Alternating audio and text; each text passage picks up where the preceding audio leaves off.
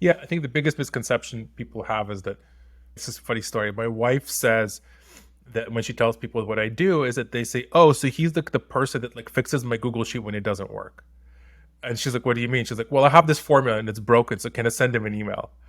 And she's like, "He doesn't do that." Like, there's a running joke in the house that I am less technically competent in our own products that we build than my wife is. It's like it's a really funny joke because she uses Sheets more. She knows more about the functionality of it than I do as the person who develops it.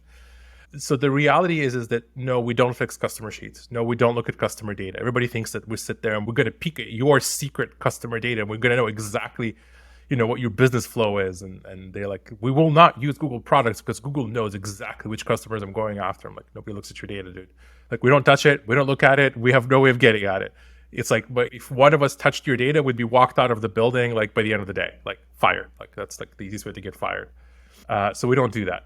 So that's probably the biggest misconceptions. In practice, I think the biggest misconception is that you get to sort of sit there and think about long-term strategy, and in practice, you don't. A lot of it is firefighting. A lot of it is mitigating issues in terms of customer escalations, which do have to be thought through, and a lot of it is dealing with lots of other teams and moving pieces and moving dynamics. It's a lot of like juggling a lot of balls in the air at any given moment in time, and I think there's always a fire waiting to break out somewhere else, and you're just trying to make sure that you stay ahead of those fires long enough to prevent the next one.